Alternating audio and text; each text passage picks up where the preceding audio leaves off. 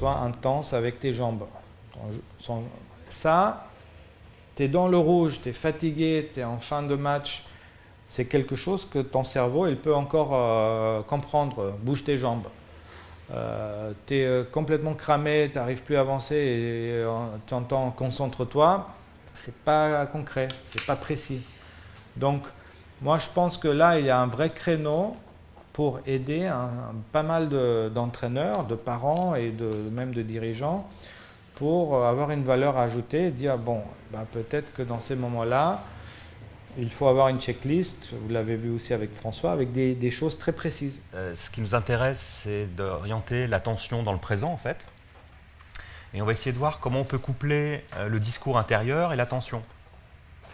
Et sachant que si on arrive à fixer le discours intérieur, la pensée, l'attention dans le présent, souvent il n'y a pas d'élément très émotionnel dans la situation où on est. L'émotion, elle est beaucoup plus liée à comment on voit la suite de la situation dans laquelle on est.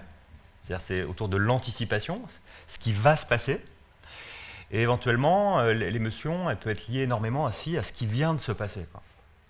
Et parfois, on a la chance d'entendre les sportifs parler, et ils parlent de ce qu'ils viennent de vivre, en disant je suis nul, j'y arrive pas. Bon, on a accès directement à leur discours intérieur, en fait, quoi. Et on voit que ce discours, il alimente de l'émotion, mais il ne permet pas d'agir sur la situation. C'est comme si d'un seul coup, ils étaient partis dans le passé, et puis on voit que sur les 2-3 temps qui suivent, ils sont un peu moins performants que ce qu'ils pourraient être s'ils étaient attentifs à la situation dans laquelle ils sont. Le sujet sportif, il se structure d'abord et avant tout par rapport au rythme et aux sensations. Donc si le sportif est blessé, c'est en général impératif qu'il continue d'avoir un rythme pour continuer à avoir des sensations. C'est-à-dire qu'il a besoin de cet état de toute puissance infantile qui lui permet de croire en sa possibilité à avoir un impact sur le monde. Donc cet état de toute puissance infantile, elle est apportée ou confortée par le regard parental et elle est nécessaire. Ce sentiment de toute puissance, il est aussi nécessaire à la performance. Elle est nécessaire aussi, notamment dans les passages où les sportifs sont découragés et où ils n'y arrivent pas. S'il y a quelque chose en eux ou à l'extérieur d'eux qui leur fait croire quand même que c'est possible, là ça va leur permettre aussi de on va dire, créer la surprise, de revenir.